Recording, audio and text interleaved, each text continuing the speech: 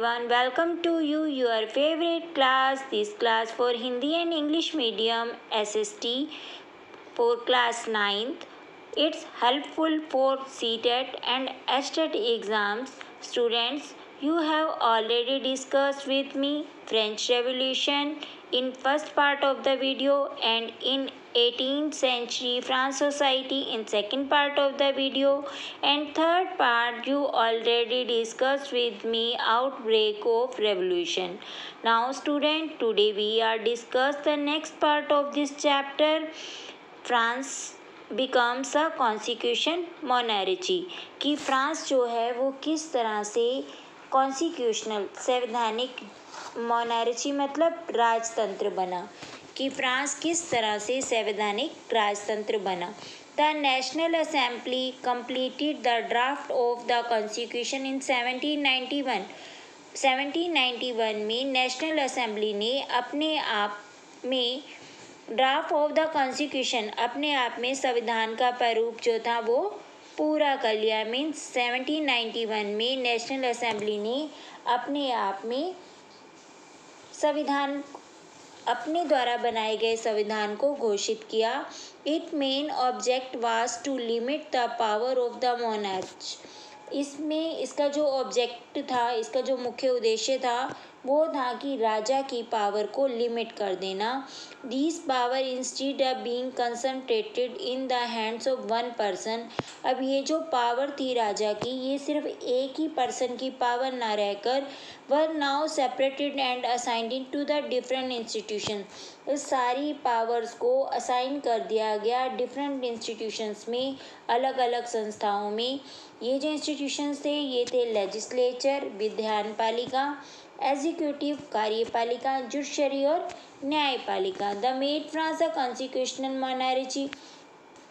France में भी एक संवैधानिक राजतंत्र बन चुका था. Explain how the new political system work. अब फिगर 7 में हम एक्सप्लेन करेंगे कि किस तरह से जो नेशनल असेंबली ने कॉन्स्टिट्यूशन बनाया वो किस तरह से वर्क कर रहा है. आप इसमें अब अच्छे से क्लियर हो जाएगा आपको कि किस तरह से सोसाइटी ने काम किया, नेशनल असेंबली ने वर्क किया. देखो यहाँ पर जो नेशनल असेंबली है उसने क्या किया, पूरे के पूरे वर्क को जो कि सिर्फ एक मोनार्च एक राजा किया करता था उस वर्क को डिवाइड कर दिया. फर्स्टली आप देखो किंग, ठीक है, किंग के पास सारी अथॉरिटी होती थी जो कहाँ चली गई, नेशनल असेंबली के पास, जिसमें टोटल कितने मेंबर थे, 745 मेंबर्स. आपसे ये क्वेश्चन भी आ सकता है how many members in a national assembly, तो 745.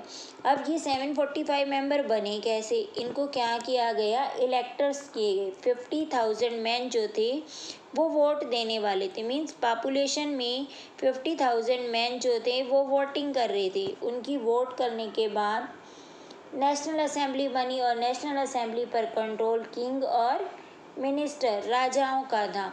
अब जो नेशनल असेंबली बनी उसके अंदर थर्ड पार्ट हमारी जुडिशरी का था कि किस तरह से जजमेंट ली जाती है. देखो 3 पार्ट्स हैं, 3 पार्ट्स में गवर्नमेंट बटी हुई है और ये गवर्नमेंट जो है ये आज भी ऐसे ही बटी हुई है. वर्किंग जो है गवर्नमेंट की इन्हीं 3 पार्ट्स में होती है, लेजिस्लेचर, एग्जीक्यूटिव एंड जुडिशरी. अब देखो नेक्स्ट आगे यहाँ पर आपको 3 टॉपिक दिए हुए हैं जो कि अलग अलग हैं.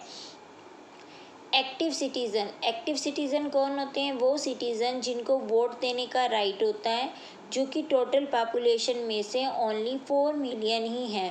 ठीक है. Passive citizen, no voting right, जिनके पास वोट देने का राइट नहीं होता. इसके अंदर आते हैं, इसमें 3 मिलियंस मैन है, women, children and youth below 25 years. मतलब वो सभी पर्सन आ जाते हैं जिनकी एज जो है 25 ईयर है. ठीक है. वो उनको क्या है, वोट देने का राइट नहीं है. बट अगर आज के टाइम पर ये जो कॉन्स्टिट्यूशन था पॉलिटिकल सिस्टम का ये 1791 का है. लेकिन अगर हम आज की बात करते हैं तो आज जो वोट देने का राइट है वो 18 ईयर की एज में आप वोटिंग कर सकते हैं कंट्री के लिए. The constitution of 1791 vested the power to make a law in the national assembly. देखो, द कॉन्स्टिट्यूशन ऑफ 1791, जब 1791 में 1791 में संविधान बना और संविधान की ने जो पावर्स थी, जो रूल्स रेगुलेशंस थे लाके वो नेशनल असेंबली को दे दिए, विच वाज इनडायरेक्टली इलेक्टेड, जो कि अप्रत्यक्ष रूप से इलेक्टेड की जाती थी। That is citizens vote for a group of इलेक्टर। जो नागरिक होते थे, सिटीजन, वो क्या करते थे, जो उम्मीदवार खड़े होते थे उनके लिए वोट करते थे, अपना मेंबर चुनते थे। Who is turn choose the assembly. उसके बाद क्या होता था, वो चुने हुए मेंबर जो हैं वो असेंबली बनाते थे अपनी। जैसे देखो, आप अगर करंट की बात करते हैं तो एमसी का चुनाव होता है, एमएलए का चुनाव होता है, ठीक है, और प्रेसिडेंट का भी। लेकिन क्या कभी प्रेसिडेंट का चुनाव हुआ? नहीं हुआ ना। प्राइम मिनिस्टर का चुनाव होता है, चीफ मिनिस्टर का चुनाव होता है, ठीक है। तो वो जितने भी हमारे इलेक्टिव पर्सन होते हैं, जो भी रूलिंग पार्टी में आते हैं, वही लोग क्या हैं, आगे मेंबर्स चुनते हैं। अब किनको राइट था वोट देने का? उन सभी पर्सन को राइट था जिनकी एज जो थी 25 ईयर थी, और वो क्या करते थे, who paid the tax equal to at least 3 days labour of wages. Minimum 3 दिन की मजदूरी के बराबर जितनी मनी होती थी were given to status active citizen, मतलब उनको टैक्स के रूप में देनी पड़ती थी। 3 days में एक लेबर जितनी अर्निंग करता है उतनी पेमेंट उनको टैक्स के रूप में देनी पड़ती थी, और उनकी एज जो है वो 25 ईयर थी, तो उस पर्सन को वोट देने का राइट था। मीन्स वो एक्टिव सिटीजन में आते थे, that is they were entitled a vote.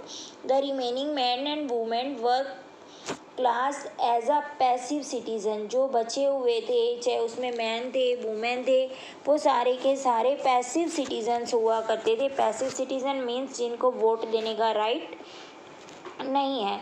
To qualify as a elector, that then as a member of the assembly, a man had to belong to the highest bracket of taxpayer। और इसके अंदर वो person भी आते थे जो कि tax को पे करते थे, मतलब जो टैक्स ज़्यादा देते थे। अब देखो, the constitution began with the declaration of the right of man and citizen. अब जो संविधान पास किया नेशनल असेंबली ने, संविधान का प्रारूप तैयार किया, उसमें एक मैन, एक पर्सन के लिए और एक नागरिक के लिए क्या क्या राइट थे, such as the right of life, मतलब उनकी लाइफ का राइट था, उन्हें अपने अनुसार जीने का अधिकार था। फ्रीडम ऑफ स्पीच, बोलने का राइट था, अपनी बातों को अभिव्यक्त करने का राइट था, जिसको फ्रीडम ऑफ स्पीच बोलते हैं। फ्रीडम ऑफ ओपिनियन, अपनी बात रखने का राइट था। इक्वलिटी बिफोर लॉ, कानून के सामने सभी व्यक्ति एक समान है। Were establish as a natural and inalienable rights. देखो, इसका मतलब है कि जो प्राकृतिक रूप से राइट है उसको कोई और नहीं ले सकता, ठीक है, वो हमारे ही राइट है, हमसे कोई भी छीन नहीं सकता।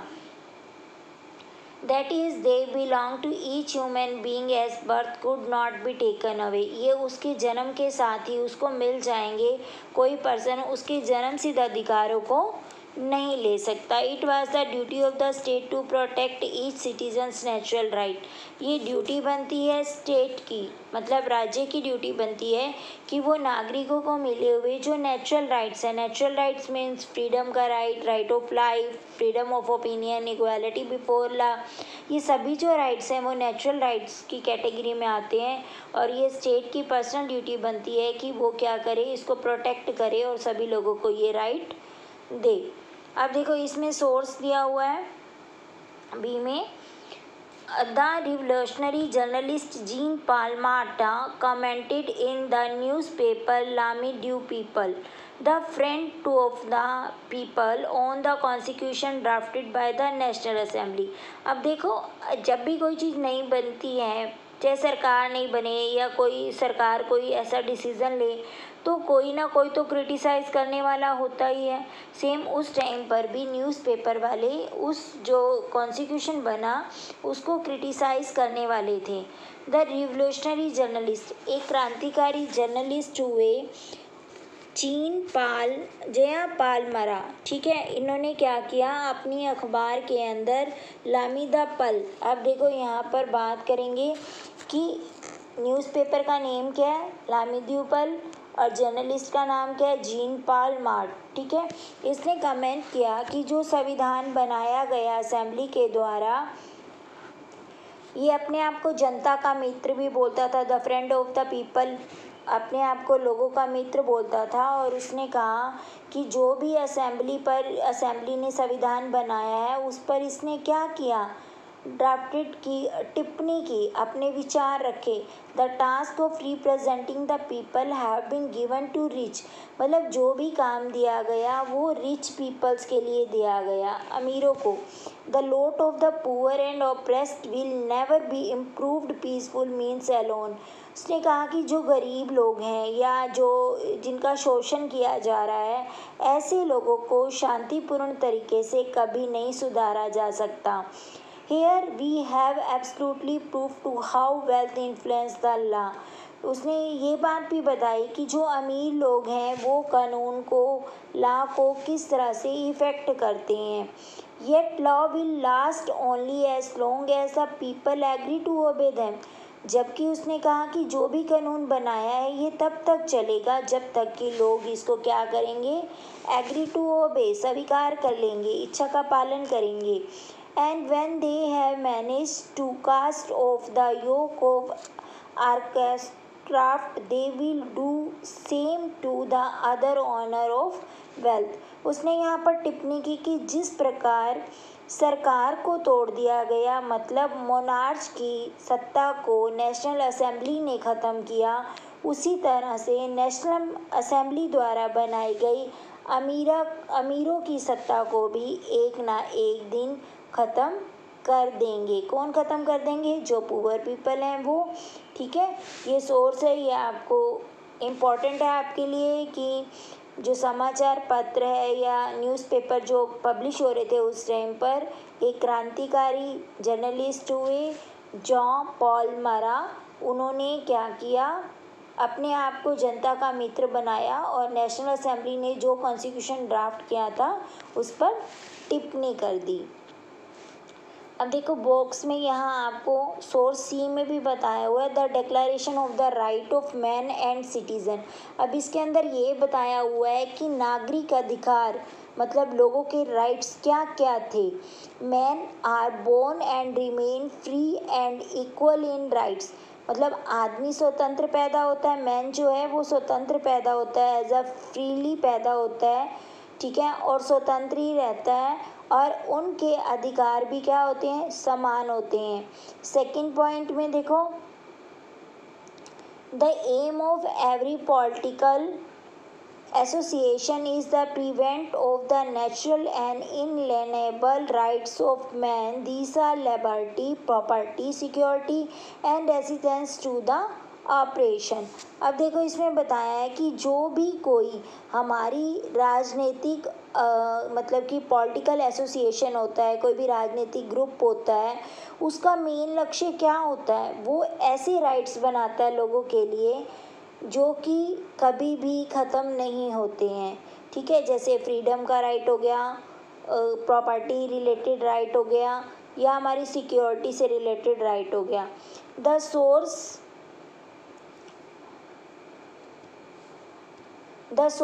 ऑफ ऑल सब right resides in the nation, or no group of individual may exercise authority that does not come from people। मतलब जिनके पास पैसा है, the source of sovereignty resides in the nation, राष्ट्र के अंदर जिनके पास भी पैसा है, मीन्स जो लोग संपन्न हैं, ठीक है, जिनके राइट चलते हैं, ऐसे लोगों का जो ग्रुप है, वो ग्रुप किसी को भी अनाधिकार प्रयोग नहीं करेगा, मतलब किसी के ऊपर भी एक्सेस अथॉरिटी नहीं लाएगा, अपना अधिकार नहीं जमाएगा। मीन्स उसको कोई भी काम करना होगा तो पब्लिक से पूछना होगा। मीन्स सरकार किसी पर भी कोई ज़बरदस्ती नहीं कर सकती। 4 पॉइंट देखेंगे, liberty consist of the power to do whatever is not injurious of the other. Means freedom का मतलब ये नहीं है कि ऐसे काम करने की शक्ति से है जो औरों के लिए नुकसानदेह ना हो। मतलब फ्रीडम ऐसी होनी चाहिए जो कि दूसरों के लिए भी बेनिफिट हो, मतलब दूसरे को हार्मफुल ना हो। द लॉ, 5th पॉइंट में, the law has the right of the forbid only action that are injurious of society. Means समाज के लिए किसी भी हानिकारक, मतलब जो हार्मफुल है कोई भी काम है, उस पर क्या है, रोक लगा देनी चाहिए, पाबंदी लगा देनी चाहिए, फॉरबिड कर देना चाहिए। और ये राइट भी किसके पास है, कानून के पास है, लॉ के पास ये राइट है कि वो किसी भी ऐसे काम पर रोक लगा सकता है जो सोसाइटी के लिए हार्मफुल है। 6 पॉइंट में देखेंगे, law is the impression of the general will, all citizen have the right to participate in its formation, personality or through their representative, all citizens are equal before it। Means कानून जो है, जो law बनाया गया है, वो expression of the general will, मतलब general will मतलब सभी लोगों की इच्छा है कि कानून बनाया जाए, तो कानून बनाया गया, ठीक है। और ऑल सिटीज़न, सभी नागरिक जो हैं उसमें पार्टिसिपेट करते हैं। किसी भी राइट को बनाने में सभी लोगों के मत को जाना जाता है। जो लोगों के द्वारा रिप्रेजेंटेटिव होते हैं वही ही आगे वर्क करते हैं। All citizens are equal before it, और उसके लिए सभी जितने भी नागरिक होते हैं वो एक समान होते हैं। 7 पॉइंट में देखो, no man may be accused, arrested और denied aspect in the case determined by the law. कानून सम्मत प्रक्रिया के बाहर किसी भी व्यक्ति को ना तो दोषी ठहराया जा सकता है और ना ही गिरफ्तार अथवा नज़रबंद किया जा सकता है। मीन्स ये कहा जाएगा कि कानून के सामने, लॉ के सामने किसी भी व्यक्ति को तब तक अरेस्ट नहीं किया जा सकता जब तक कि उसका दोष या फॉल्ट हमें पता ना चले। 11 पॉइंट में देखेंगे, एवरी सिटीजन में स्पीक, हर एक नागरिक को बोलने का राइट, लिखने का एंड प्रिंट फेयरली, और कुछ भी छापने का अधिकार था। He must take responsibility for the abuse of such liberty in case determined by the law. But उस पर ये था कि हर पर्सन बोल सकता था, लिख सकता था, छाप सकता था, लेकिन अगर कोई भी उसके द्वारा किया गया काम अगर ऐसा निकलता है जिसमें कि कोई फॉल्ट है, मतलब उसने कोई रूल रेगुलेशन तोड़ी है, तो उसकी जो पनिशमेंट होती थी उसको फेस करनी पड़ती थी। 12 पॉइंट में देखेंगे, for the maintenance of the public force and for the expensive of the administration a common tax is indispensable, it must be assessed equal on the citizen in the proportion of their means. सार्वजनिक सेना, मतलब जो उस time की military थी वो, और जितने भी उस टाइम के एक्सपेंसिव थे एडमिनिस्ट्रेशन के, मतलब सरकार चलाने के लिए जितने भी खर्च किए जाते थे, उसके लिए ज़रूरी था कि कॉमन टैक्स जो है लिए जाएं, और कॉमन टैक्स का यूज़ भी किया जाता था, ठीक है। ऑल, उसने कहा कि it must be assessed equal to the all citizen proportion of their means. इसका मतलब ये था कि जो टैक्स लगाए जा रहे थे वो लोगों की इनकम के अनुसार लगाए जा रहे थे। मीन्स जिसकी इनकम ज़्यादा थी उस पर ज़्यादा टैक्स थे, जिसकी इनकम कम थी उस पर कम टैक्स थे। 17 पॉइंट में देखेंगे, since property is a scared and inviolable right, no one may be deprived of it unless a legal established public necessity require it, and is the case a just compensation must be given in advance। Means जो भी right था, किस चीज़ को, property square, संपत्ति को लेकर जो भी राइट था उसको काफ़ी स्केयर्ड, पवित्र माना गया। No one may be deprived, कोई भी व्यक्ति उसकी संपत्ति के अधिकार को उससे नहीं छीन सकता था। In that case of compensation must be given in advance, अगर उससे किसी की संपत्ति का कोई नुकसान हो जाता है तो उसको कंपनसेशन देना पड़ेगा। स्टूडेंट, अगर आपको ये चैप्टर काफ़ी अच्छे से क्लियर हो रहा है, कंसेप्ट क्लियर हुआ है, और सबसे मेन बात कि आपको जो चीज़ चाहिए थी चैप्टर समझने के लिए, अगर आपको इस चैप्टर में, इस वीडियो में आपको वो चीज़ मिल रही है, तो मेरे चैनल को लाइक, शेयर और सब्सक्राइब ज़रूर करें, क्योंकि आपके सब्सक्राइब करने से मेरा मोटिवेशन बढ़ेगा और आपके इस वीडियो को शेयर करने से किसी ना किसी ऐसे पर्सन की हेल्प हो जाएगी जिसको कि स्टडी में इस वीडियो की नीड है। Now we start reading political samples. अब हम बात करेंगे ऐसे पॉलिटिकल सैम्पल्स की, ऐसे राजनीतिक चिन्हों की जो कि इमेज मतलब अपने आप में एक कंप्लीटनेस को शो करते हैं। देखो यहाँ पर क्या था, majority of man and women in 18th century could not read और राइट। 18वीं शताब्दी में जो भी आदमी और औरतें थी, मैन एंड वुमेन थे, वो क्या थे, पढ़े लिखे नहीं थे, पढ़ नहीं सकते थे। So image and the sample were frequently. देखो जब हम किसी भी चीज़ को बोल नहीं पाते हैं, लिख नहीं पाते हैं, तो हम क्या करते हैं, इशारों से बताते हैं या कोई सैम्बल, कोई निशान देकर बताते हैं। सेम ऐसे ही उस टाइम होता था, जिसमें फर्स्ट जो निशान दिया गया, सैम्बल दिया गया है, वो है द ब्रोकन चेन, टूटी हुई chain. Chain were use to fetter slaves. A broken chain stand for the act of becoming free. अब इसमें ये बताया है कि जो ये टूटी हुई चेन है, ये जितने भी स्लेव लोग थे, जो दास लोग थे, उनके लिए प्रयोग की जाती थी, दासों को बांधने के लिए। और जब ये चेन टूट जाती थी तो इट मीन्स वो जो दास है, स्लेव है, उसको क्या मिल गई है, फ्रीडम मिल गई है। नेक्स्ट देखो, the bundle of the rods of fasces. One rod can be easily broken but not a entire bundle, strength lies in unity. अब इसमें ये बताया है कि एकता में बल है, इस चीज़ को बताया है। इसमें बताया कि जो अकेली स्टिक रोड है वो जल्दी से टूट जाती है, बट अगर ग्रुप ऑफ बंडल होता है तो आप उसको जल्दी से नहीं तोड़ सकते। मीन्स अगर आप एकजुट होकर रहते हैं तो आपको कोई भी हरा नहीं सकता। नेक्स्ट दी हुई है eye, the eye of within a triangle radiating light, मतलब त्रिभुज के अंदर बनी हुई एक आँख। The all seeing eye stands for knowledge. The rays of the sun will drive away the clouds of ignorance. देखो अब इस आँख से हमें ये पता चलता है कि जो सूरज की किरण है, सन की रेज है, वो हमारी जो इग्नोरेंस है उसको ख़त्म कर देती है। मतलब कि हमारे अज्ञान रूपी अंधेरे को सूरज की जो रोशनी है वो ख़त्म कर देती है। नेक्स्ट दिया हुआ है स्कैप्चर। स्कैप्चर मीन्स डंडा है, ये एक राजदंड जिसको बोल देते हैं, symbol of the royal power, ये राज सत्ता की पावर को शो करता है।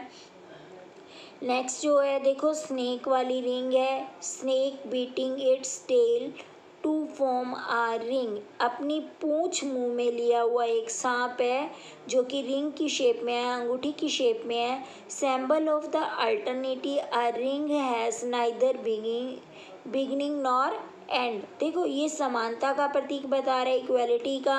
अंगूठी का छोर हमें पता नहीं चल रहा है कहाँ से शुरू है और कहाँ से ख़त्म है, एक दूसरे के बीच में मिक्स है। नेक्स्ट सिंबल जो है वो है रेड फिजियन मैप, ऐसी लाल रंग की Phrygian cap, red Phrygian cap.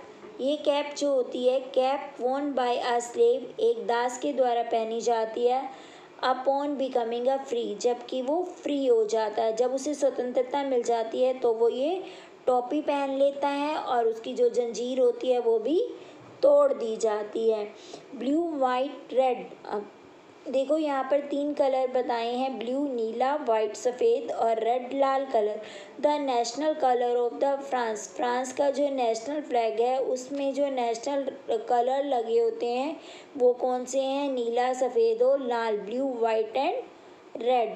अगर आपसे क्वेश्चन आ जाए what is the national colour of France, तो आप बता सकते हो blue, white and red. The winged women, पंखों वाली औरत, ठीक है, वो क्या है, पर्सनिफिकेशन ऑफ द लॉ, ये हमें बताती है कानून का मानवीय रूप, की जो रूल रेगुलेशन लॉ बनाए गए हैं वो पर्सन्स के लिए बनाए गए हैं। The law tablet, the law is the same for all and all the equal before it. कानून सबके लिए एक समान है और उसकी नज़र में सभी बराबर हैं। देखो स्टूडेंट, ये जो एक्टिविटी दी हुई है ये एग्ज़ामिनेशन व्यू से इतनी इम्पॉर्टेंट नहीं है, बट इसमें क्या है कि जो अभी तक हमने इस वीडियो में रीड किया है उसका बेसिक कंसेप्ट दिया हुआ है, जो कि ऑलरेडी हम पहले से ही क्लियर कर चुके हैं। अगर आपके लिए ये वीडियो बेनिफिशियल है, आपको लगता है कि आपको हिस्ट्री का चैप्टर नंबर 1 क्लियर हो रहा है, तो students like, share and subscribe my video, because you have one subscribe give me motivation and one share give the help of another students. Thank you students.